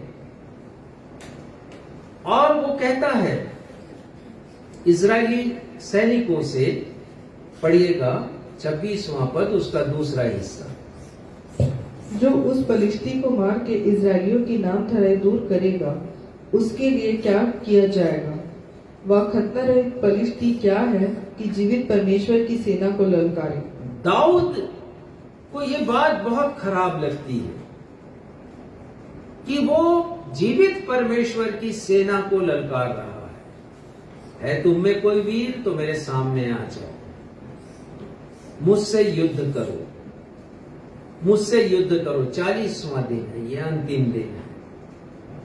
और दाऊद इतना साहसी है, यद्यपि वो टीनेज है, किशोरावस्था का युवक है, तो वो कह रहा है ये पलिश्ती क्या है जो परमेश्वर को ललकार रहा है, परमेश्वर की सेना को ललकार रहा है। अब देखने की बात यह है कि इजरायलियों ने गोलियत को एक समस्या के रूप में देखा है, जैसे हम भी अपने जीवन के मुश्किल हालात को एक समस्या के रूप में देखते हैं और उस समस्या में हम परमेश्वर को नहीं देखते। परंतु यही फर्क है दाऊद में और इजरायली सेना के सैनिकों के मध्य में और राजा शाऊल के मध्य में। दाऊद ने मुश्किल हालातों में परमेश्वर को देखा है और दाऊद ने गोलियत का सामना 4 प्रकार से किया है। यदि हम भी दाऊद के समान इन 4 बातों का पालन करेंगे तो निश्चित जानिए कि हम भी अपनी समस्या से छुटकारा पा सकते हैं, हमारे जीवन से भी समस्या दूर हो सकती है यदि दाऊद के समान हम इन 4 बातों का पालन करें। हो सकता है कि हम बहुत परेशान हो गए हों, अनेक दिनों से समस्या का सामना हम कर रहे हों। इजरायलियों के लिए भी ये 40वां दिन था। वो हताश थे, वो निराश थे, वो युद्ध को हार रहे थे, पर परमेश्वर ने दाऊद को भेजा है। हमारे लिए भी ये सच हो सकता है। परमेश्वर निदान करेंगे, परमेश्वर छुटकारा करेंगे, क्योंकि वो जीवित परमेश्वर है और वो हमारी सहायता करते हैं। परमेश्वर का वचन कहता है, पहली बात जो हम सीखते हैं दाऊद से कि दाऊद डरा नहीं है, गोलियत रूपी समस्या से वो नहीं डरा है, मुश्किल हालात से वो नहीं डरा है। भजन संहिता 27 आज हमने इसे उत्तरवादी की रीति से पढ़ा है और जो कुछ उसने अपने जीवन में अनुभव किया उसने उसे भजनों में उतारा है। और भजन संहिता 27 भी ऐसा ही एक अध्याय है, पढ़िएगा। यहां हम देखते हैं कि दाऊद निडर है और निडरता का कारण वो बता रहा है कि क्यों उसे भय नहीं, क्यों उसे डर नहीं। भजन संहिता 27 उसका पहला पद पढ़िए। यहोवा परमेश्वर मेरी ज्योति और मेरा उद्धार है, मैं किससे डरूं। आगे यहोवा मेरे जीवन का दृढ़ गढ़ ठहरा है, मैं किसका भय खाऊं। वो कहता है कि मैं किसका भय खाऊं। क्यों? क्योंकि यहोवा परमेश्वर मेरी ज्योति है, यहोवा परमेश्वर मेरा उद्धार है, मेरा छुटकारा है, इसलिए मुझे डरने की आवश्यकता नहीं है। और वो छोटा सा दाऊद, कद में बहुत छोटा, उम्र में बहुत छोटा, अनुभव में बहुत छोटा, वो गोलियत का सामना करने के लिए आगे आता है। वो इसलिए कि वो समस्या से डरा नहीं है, वो घबराया नहीं है। और इसलिए हम भी नहीं डरे, क्योंकि समस्याएं हमारे जीवन में आती हैं, तकलीफें हमारे जीवन में आती हैं और हमें डराती हैं और हम सोचने लगते हैं कि भविष्य में क्या होगा, हमारे साथ क्या होगा, और भविष्य हमें अंधकार में नजर आता है। हम अपने डर और भय में अपनी जिंदगी को व्यतीत करते हैं। शैतान डराता है। एक पद निकालिएगा, याकूब 4 अध्याय और 7वां पद। देखिए वहां पर संत याकूब क्या लिखते हैं। याकूब 4 उसका 7वां पद। संत याकूब लिखते हैं, इसलिए परमेश्वर के अधीन हो जाओ और शैतान का सामना करो, तो वह तुम्हारे पास से भाग निकलेगा। वो कहते हैं कि शैतान का सामना करें, हम समस्याओं का सामना करें, हम भागे नहीं इजरायलियों के समान, हम भयभीत ना हो, हम डरे नहीं, हम कायरता ना दिखाएं, परंतु हम सामना करें, दाऊद के समान सामना करें। लिखा है शैतान का सामना करो तो वो तुम्हारे पास से भाग निकलेगा। लेकिन ये तब होगा जब हम इसके प्रथम हिस्से पर ध्यान देंगे, जहां लिखा है इसलिए परमेश्वर के अधीन हो जाओ। जब हम परमेश्वर के अधीनता में रहेंगे। और संत पतरस लिखते हैं पहले पतरस के 5वें अध्याय के 7वें पद में, 6वें पद में, इसलिए परमेश्वर के बलवंत हाथ के नीचे दीनता से रहो, जिससे वह तुम्हें उचित समय पर बढ़ाए। तो परमेश्वर का एक समय है, हमारे लिए भी समय है, कठिनाइयों को दूर करने का समय है। और 7वें पद में लिखा है, और अपनी सारी चिंता उसी पर डाल दो क्योंकि उसको तुम्हारा ध्यान है। जब हम परमेश्वर की अधीनता में आते हैं तो परमेश्वर हमारा ध्यान रखते हैं। हम अपनी चिंताएं परमेश्वर के हाथों में दे दें। 8वां पद पढ़िएगा। सचेत हो और जागते रहो, क्योंकि तुम्हारा विरोधी शैतान गरजने वाले सिंह के समान इस खोज में रहता है कि किसको फाड़ खाए। तो ये गोलियत कोई और नहीं है, ये शैतान का प्रतिरूप है जो खड़ा है इजरायली सेना के सामने। और वैसे ही शैतान भी हमारे सामने खड़ा हो जाता है, हमें डराता है गरजने वाले सिंह के समान कि कब किसको वो फाड़ खाए। तो हम डरे नहीं, दाऊद नहीं डरा और हम भी नहीं डरे। यहाँ एक बात ध्यान देने की अवश्य है, परमेश्वर मेरे और समस्या के मध्य साक्षात उतर करके नहीं आए। मत सोचिएगा कि परमेश्वर समस्या और आपके मध्य में साक्षात उतर के आ जाए, समस्या को दूर कर दें, जैसा हम बहुत सी किस्से कहानियों में पढ़ते हैं। ऐसा नहीं होगा। ऐसा तो वो युद्ध के मैदान में भी नहीं हुआ जहां पर इजरायली और फलिश्ती है, परंतु परमेश्वर ने दाऊद को तैयार किया है। परमेश्वर पिता चाहते हैं कि जैसे दाऊद आगे बढ़ा है, दाऊद ने हिम्मत दिखाया, दाऊद ने हौसला दिखाया है, हम भी हिम्मत दिखाएं, हम भी हौसला दिखाएं। फिर से मैं आऊंगा मरकुस रचित सुसमाचार 4 अध्याय पर, जहां पर हमने सीखा है कि नाव पर यीशु हैं और शिष्य भी हैं। प्रभु यीशु मसीह ने अपने शिष्यों से कहा है, तुम डरते क्यों हो, तुम भयभीत क्यों होते हो। तो यदि यीशु हमारे साथ हैं तो हमें डरने की आवश्यकता नहीं। दूसरी बात हम सीखते हैं फलिश्तियों और इजरायलियों के मध्य ये जो युद्ध है उससे, उसके वर्णन से हम दूसरी बात सीखते हैं कि दाऊद के समान हम मुश्किल हालात में सकारात्मक रुख रखें, सकारात्मक रुख रखें। अर्थात हमारा जो दृष्टिकोण हो वो बिब्लिकल हो, वो बाइबल पर आधारित हो, बाइबल की विचारधारा हम रखें। और बाइबल पढ़ लीजिए, पूरी बाइबल सकारात्मक विचारधारा की किताब है। बाइबल एक आशावादी किताब है जो हमें सिखाती है कि हमें आशावादी बनना है। तो दाऊद के समान हम भी ईश्वरीय विचारधारा रखकर समस्या का सामना करें। अब होता यह है कि युद्ध के मैदान में तो दाऊद पहुंच गया है और वो कह रहा है कि ये फलिश्ती क्या है जो परमेश्वर की सेना को ललकार रहा है, और वो कहता है कि मैं उससे युद्ध करने के लिए चाहूंगा। तो जहां कोई तैयार नहीं है युद्ध लड़ने के लिए, यहां तक कि दाऊद के जो 3 भाई हैं और वे भी अच्छे हट्टे कट्टे मोटे ताजे कद्दावर थे, वो भी तैयार नहीं है, न शाऊल राजा तैयार, वहां पर दाऊद तैयार है। तो उसकी चर्चा शाऊल से की जाती है। पद 31 पढ़िएगा, 31 पद 31। वह राई के दाने के पहला शामुएल 17वां अध्याय पद 31। जब दाऊद की बातों की चर्चा हुई तब शाऊल को भी सुनाई गई और उसने उसे बुलवा भेजा है। अब देखिए, शाऊल की तरफ से घोषणा हुई है कि जो कोई उस फलिश्ती को मारेगा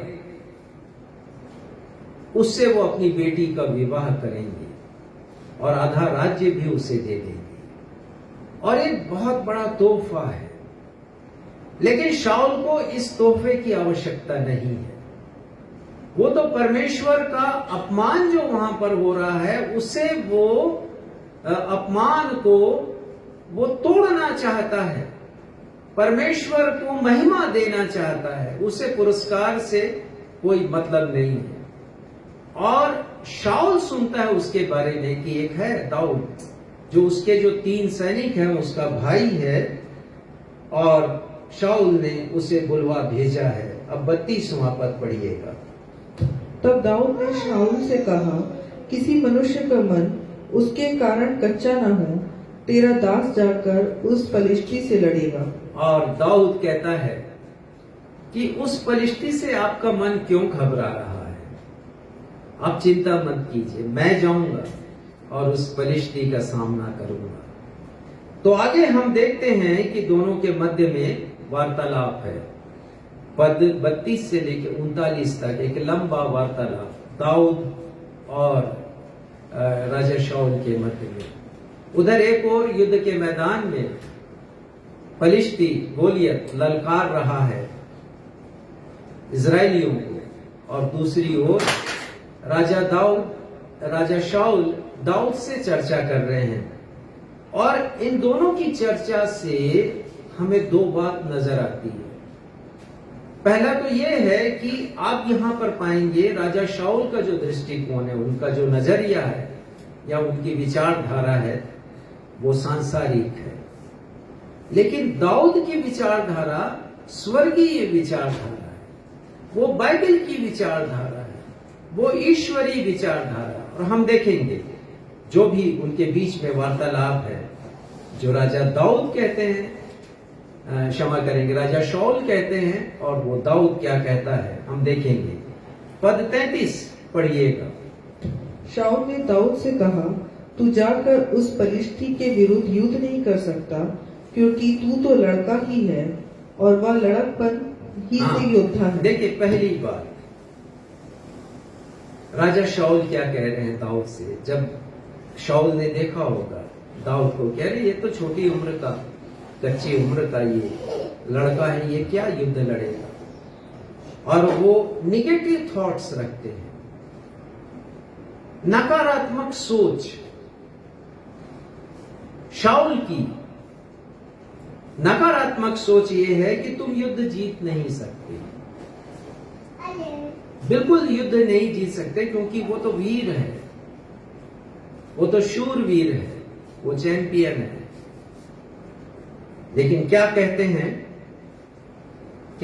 हैं दाऊद, पढ़िएगा 34वां पद। दाऊद ने शाऊल से कहा, तेरा दास अपने पिता की भेड़ बकरियां चराता था, और जब कोई सिंह या भालू झुंड में से मेमना उठा ले जाता, तब मैं उसका पीछा करके उसे यहाँ मारता। पर दाऊद कह रहे हैं कि वो फलिश्ती क्या है, मैं उसे पराजित कर सकता हूं। जब मैंने खूंखार भालू को मारा है, जब मैंने हिंसक सिंह को मारा है, तो ये फलिश्ती क्या है जो परमेश्वर का अपमान करे, जो परमेश्वर को ललकारे।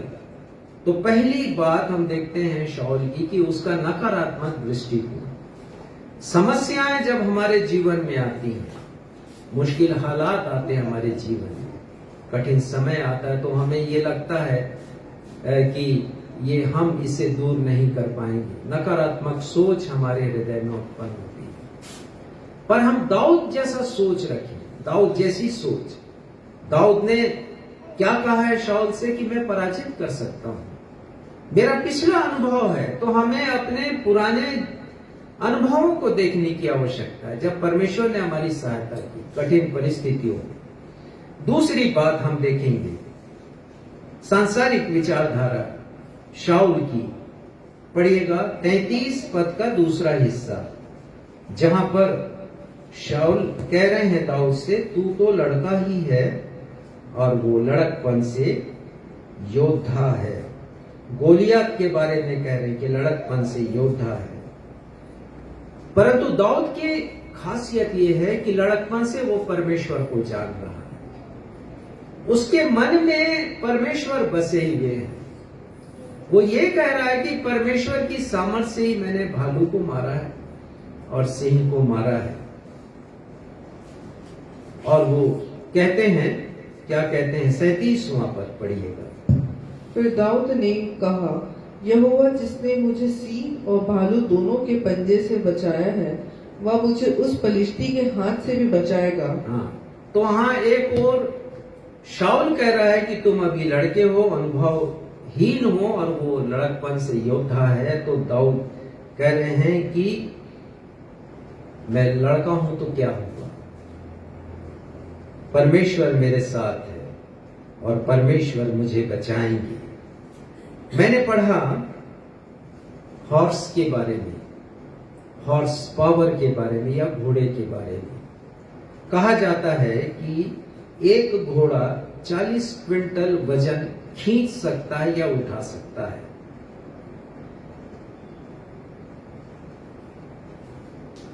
और 2 घोड़े मिलकर, आपको अनुमान नहीं होगा, मत सोचिएगा कि 80 क्विंटल वो उठाएंगे, 4 गुना ज्यादा उठा सकते हैं, 160 क्विंटल। और इसे साइनर्जी कहते हैं। साइनर्जी मतलब जब 2 लोग संगठित होते हैं तो उनकी शक्ति बढ़ जाती है, आपसी शक्ति, आपसी ताकत बन जाती है। तो वो दाऊद कह रहे हैं परमेश्वर मुझे बचाएगा, अर्थात मेरे साथ परमेश्वर है, मेरे साथ परमेश्वर की सामर्थ है, और ये सामर्थ कई गुनी अधिक है गोलियात की सामर्थ से। इतना अधिक विश्वास दाऊद का। और तीसरी बात हम देखेंगे सांसारिक विचारधारा शाऊल की।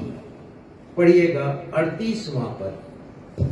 तब शाऊल ने अपने वस्त्र दाऊद को पहनाए और पीतल का टोप उसके सिर पर रख दिया और झिलम उसको पहनाया। हाँ, शाऊल कहने लगे कि ठीक है, तुम जिद कर रहे हो और कहते हो कि तुम गोलियत का सामना करोगे, युद्ध में उसे परास्त करोगे, तो ऐसा करो कि जो युद्ध के वस्त्र होते हैं, जिसे अस्त्र कहा जाता है, वो तो पहन लो, तुम उसे धारण करो। और शाऊल ने अपना हेलमेट उसे दिया है, अपनी तलवार उसे दी है, और अपने वस्त्र पहनाए हैं उसे, युद्ध के वस्त्र।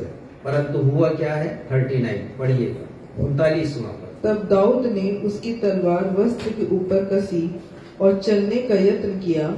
उसने तो उनको ना परखा था, इसलिए दाऊद ने शाऊल से कहा, इन्हें पहने हुए मुझसे चला नहीं जाता, क्योंकि मैंने इन्हें नहीं परखा है। और दाऊद ने उन्हें उतार दिया। दाऊद ने उस युद्ध के वस्त्रों को, जो शाऊल के थे, जो उसे सुरक्षा दे सकते थे, उसने उसे उतार दिया। और इसका कारण ये था कि कहीं युद्ध के बाद, गोलियत के मारे जाने के बाद शाऊल ये ना कहे कि तुमने मेरे युद्ध के वस्त्र पहने थे, तुमने मेरी टोप पहनी थी, तुमने मेरी तलवार ली थी, उससे तुमने गोलियत को मारा है। श्रेय वो लेना चाहता था अपने वस्त्र पहना के, अपनी तलवार देकर। परंतु लिखा है कि दाऊद ने उसके वस्त्र उतार दिए। उसने मनुष्य का सहारा नहीं लिया युद्ध को जीतने के लिए, समस्या को दूर करने के लिए, परंतु परमेश्वर पर वो आश्रित था। तो हम दाऊद के समान सकारात्मक रुख अपनाएं। जब समस्याएं हमारे जीवन में आए, जब कठिनाइयां हमारे जीवन में आए, जब तूफान और आंधी जैसी समस्याएं हमारे जीवन में आए, छा जाने की कोशिश करें। दाऊद के समान हम परमेश्वर की विचारधारा को अपनाएं और उसका पालन हम करें। तीसरी बात, दाऊद ने गोलियत जैसी समस्या के ऊपर परमेश्वर को रखा है। और ये बहुत अद्भुत बात है, हमें सीखने की आवश्यकता है कि हम सीखें कि हमारा परमेश्वर हमारी समस्याओं से बड़ा है, वो बढ़ करके है। होता यह है कि हमने प्रभु यीशु मसीह को चर्च तक, अपनी दुआ प्रार्थना तक, गीतों तक और मीटिंग्स तक सीमित करके रख दिया है, पर उस यीशु को हम अपने व्यवहारिक जीवन में उतारना नहीं चाहते। और हमारे लिए आवश्यक है कि हम देखें यीशु को देखें अपने व्यवहारिक जीवन में, और जानें कि यीशु हमारी हर एक समस्याओं से बढ़ करके है। और God is bigger than our problem, किसी ने कहा है, हम भी इसका पालन करें। मैंने एक लड़के के बारे में जाना, हमारे ही समाज का लड़का, मसीही लड़का, बहुत अच्छे गीत वो गाया करता था और मैं स्वयं उस जवान का प्रशंसक था, उसके मधुर गीतों का प्रशंसक था। वो गिटार बजाता और गीत गाता था, परंतु हुआ ये कि जीवन की समस्याओं से हार गया और उसने आत्महत्या कर ली। मैं यही बात आपको बताना चाहता हूँ, सिखाना चाहता हूँ कि हमें व्यवहारिक बनना है, यीशु को सीमित नहीं कर देना है केवल गीतों तक, चर्च की आराधना तक, परंतु उस यीशु को जीना भी है ठीक ऐसे ही जैसे दाऊद ने जिया है। और जब हम यीशु पर भरोसा नहीं रखते, सांसारिक बातों पर भरोसा रखते हैं, तब समस्या हमारी बड़ी बन जाती है और यीशु छोटे बन जाते हैं। हम दाऊद के जीवन से देखेंगे कि कैसे उसने परमेश्वर पर ध्यान केंद्रित किया है। दाऊद जब आते हैं गोलियत के सामने, तो दोनों की वार्तालाप वहां पर होती है। यह भी बहुत रोचक वार्तालाप है, पद 42 से लेके पद 47 तक। और यहां पर दाऊद गोलियत से 7 बातें कहते हैं और 7 बातों में परमेश्वर के नाम का उल्लेख है। आप पढ़कर देख लीजिए। चलिए पढ़िएगा 45वां पद, 45, पहला शामिल 17वां अध्याय 45वां पद। दाऊद ने पलिश्ती से कहा, तू तो तलवार और भाला और सांग लिए हुए मेरे पास आता है, परंतु मैं सेनाओं के यहोवा के नाम से तेरे पास आता हूँ। दाऊद कहते हैं कि तेरे पास अस्त्र शस्त्र सब कुछ है, तू कद्दावर है, तू बलशाली है, तू ऊंचा पूरा हट्टा कट्टा है, परंतु मैं तेरे पास अपने परमेश्वर यहोवा के नाम से आता हूं। उसने परमेश्वर को सामने रखा है, क्योंकि गोलियत से बड़ा यदि कोई है तो दाऊद का परमेश्वर था। दूसरा, आगे देखिए क्या लिखा है, दूसरी बात, जो इजरायली सेना का परमेश्वर है और उसी को तूने ललकारा है। हाँ, वो कहते हैं दाऊद, तूने मुझे नहीं ललकारा, तूने इजरायली सेना को नहीं ललकारा है, तूने परमेश्वर को ललकारा है, तूने परमेश्वर को चुनौती दी है, उस परमेश्वर को जो कि सृष्टि करता महान सामर्थी परमेश्वर है। तीसरी बात, 46वां पद पढ़िएगा। आज के दिन यहोवा तुझको मेरे हाथ में कर देगा। तीसरी बार वो परमेश्वर का नाम यहाँ पर कहते हैं, आज के दिन यहोवा तुझे मेरे हाथ में कर देगा। और इसी के बाद पढ़िए, चौथी बार वो फिर से परमेश्वर के नाम का उल्लेख करता है। और मैं तुझको मारूंगा और तेरा सिर तेरे धड़ से अलग करूंगा, और मैं आज के दिन पलिश्ती सेना के शव आकाश और पक्षियों और पृथ्वी के जीव जंतुओं को दे दूंगा।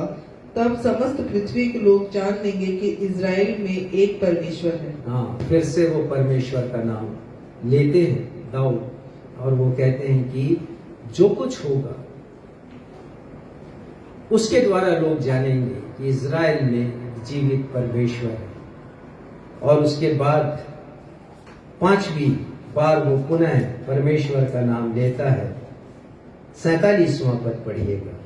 और यह समस्त मंडली जान लेगी कि यहोवा तलवार या भाले के द्वारा जयवंत नहीं करता। वो कहते हैं राजा दाऊद, यहोवा तलवार और भाले के द्वारा जयवंत नहीं करता, यहोवा की सामर्थ है। और ये पलिश्ती क्या है जो परमेश्वर को ललकारे। 6वीं बात, इसी के आगे पढ़िएगा।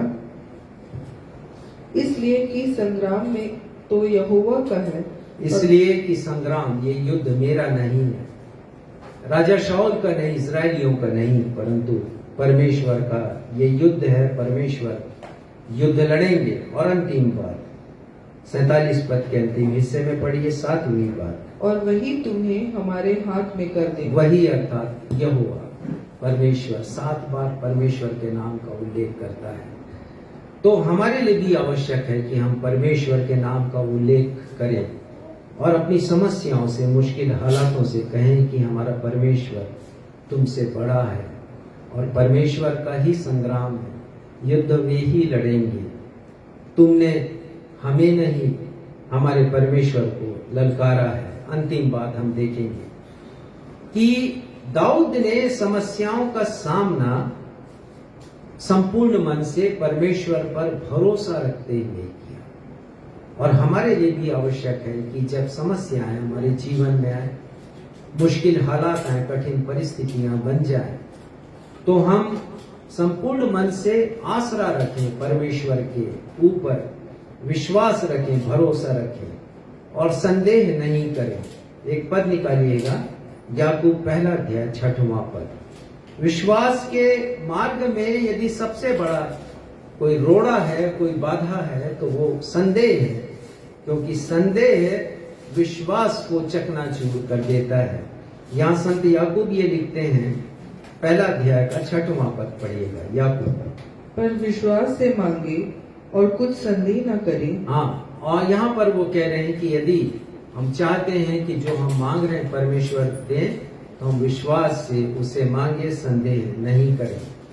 तो समस्या हमारी कितनी भी बड़ी, कितनी भी विकराल, कितनी भी घातक क्यों ना हो, और हम कितने भी कमजोर क्यों ना हो, हम कितने भी अशक्त क्यों ना हो, साधन विहीन क्यों ना हो, हम परमेश्वर पर भरोसा रखें। राजा सुलेमान ने लिखा, हम सबको याद है, मुखाग्र नीति वचन 3:5 में लिखा है, तो अपनी समझ का सहारा नहीं लेना, परंतु संपूर्ण मन से यहोवा पर भरोसा करना। और 6वें पद में लिखा, तब वह तेरे लिए सीधा मार्ग निकालेगा। तो जब हम भरोसा करेंगे परमेश्वर के ऊपर, तो वो हमारे लिए सीधा मार्ग निकालेंगे। और नीति वचन 24 अध्याय के 10वें पद में लिखा है, यदि तू विपत्ति के समय साहस छोड़ दे तो तेरी शक्ति बहुत कम है। तो हमें साहस नहीं छोड़ना है। राजा दाऊद ने साहस नहीं छोड़ा, उस समय तो राजा नहीं बना था वो, उसने साहस नहीं छोड़ा है, उसने परमेश्वर पर भरोसा रखा है। तो हमारे लिए आवश्यक ये है कि जैसे दाऊद ने अवसर दिया, परमेश्वर का नाम लिया 7 बार, परमेश्वर को आगे किया, परमेश्वर को अवसर दिया कि वो कार्य करें, तो हम भी अवसर दें। हम केवल एक पात्र हैं, लेकिन सर्व सामर्थी और सर्वशक्तिमान कोई है तो वो परमेश्वर है। मैं और आप केवल एक पात्र हैं। परमेश्वर पिता को अवसर दें कि वो हमारी जिंदगी में काम करे, क्योंकि परमेश्वर के वचन में हम पढ़ते हैं, परमेश्वर ने तुच्छ और नगण्य वस्तुओं को चुना है अपनी सामर्थ को प्रकट करने के लिए। और हम पढ़ते हैं मूसा की लाठी के बारे में, कैसे आजादी उन्होंने दिलाई है, सिर्फ एक लाठी के बल पर, क्योंकि वो परमेश्वर की लाठी थी। गिदौन के बारे में पढ़ते हैं कि उसके हाथ में केवल एक खाली घड़ा था, जलती हुई मशाल थी और 300 सैनिक थे, और उसने शत्रुओं को परास्त किया है, पराजित किया है।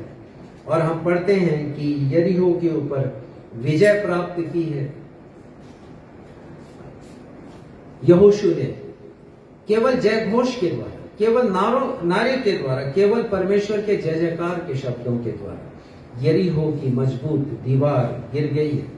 तो परमेश्वर पिता इस प्रकार तुच्छ और नगण्य वस्तुओं को उपयोग में लाते हैं अपनी सामर्थ को प्रकट करने के लिए। तो वैसे ही परमेश्वर पिता, हम चाहे कितने भी साधनहीन विहीन हो, हम बल विहीन हो, कमजोर हो, लाचार हो, परमेश्वर पिता हमारी सहायता करेंगे।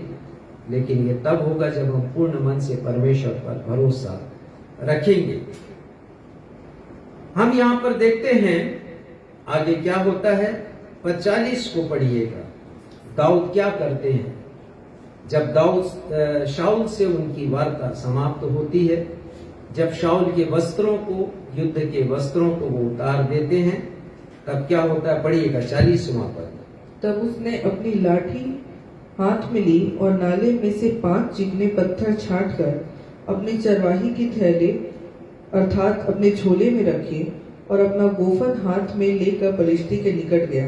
हाँ, तो दाऊद के पास केवल लाठी है, थैली में 5 पत्थर है और एक गोफन है। गोफन मतलब आज के जमाने का गुले, उस जमाने में इस प्रकार से वो उपयोग में लेकर आते थे।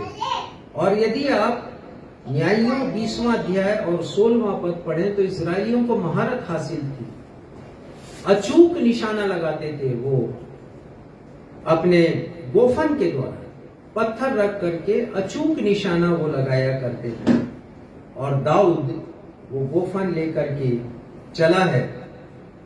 दाऊद भी गोफन चलाने में बहुत माहिर था और ये कला थी।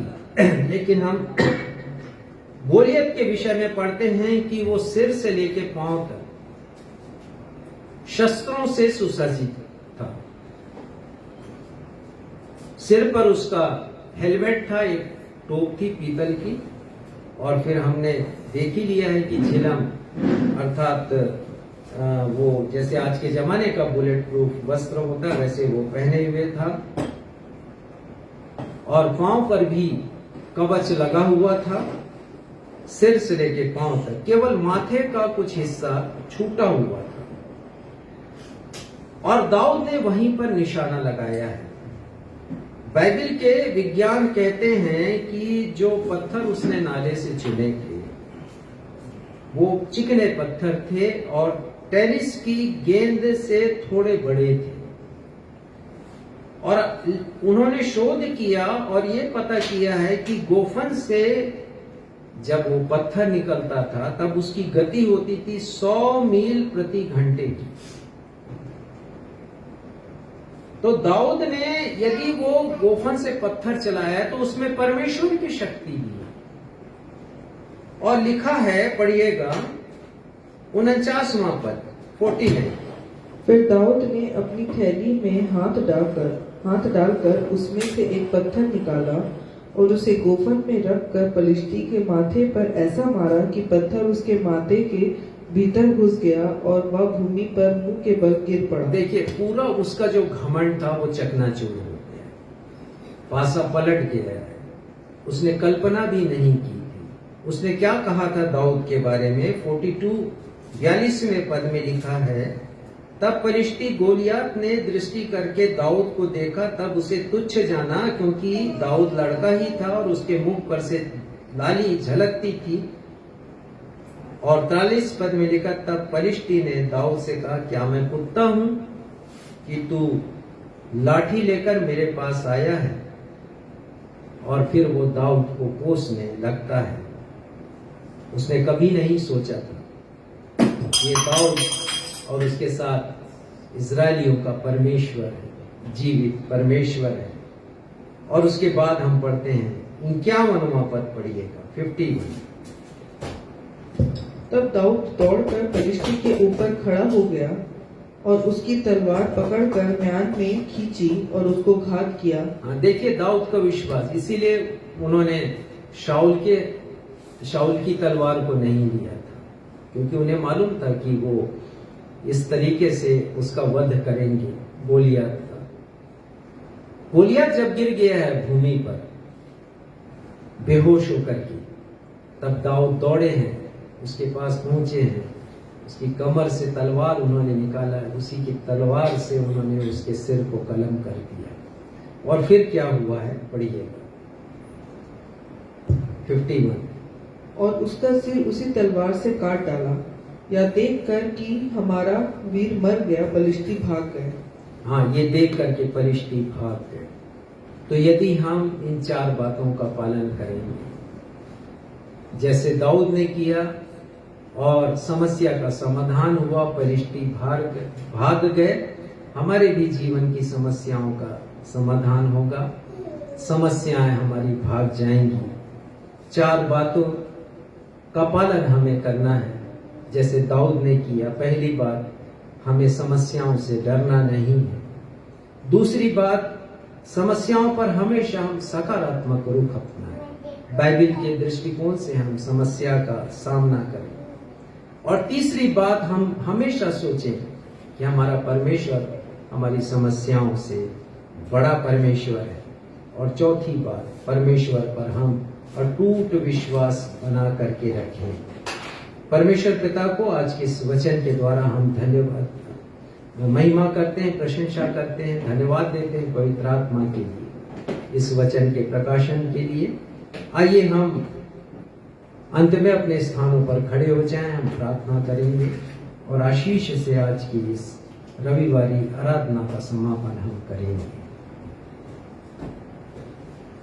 हे हमारे परमेश्वर पिता, हम धन्यवाद देते हैं कि पवित्र आत्मा की अगुवाई में, उनके मार्गदर्शन में आपने अद्भुत प्रकाशन किया है पिता। हम जानते हैं हम सबके जीवन में समस्याएं हैं, चिंताएं हैं, किसी न किसी रूप में कठिनाइयां हैं, तकलीफें हैं पिता, जो हमें परेशान करती, ठीक ऐसे ही जैसे फरिश्ती परेशान करते थे इजरायलियों को। और हमने देखा पिता कि कैसे गोलियत आया है जो इजरायलियों के लिए मुश्किल हालात उत्पन्न कर रहा है,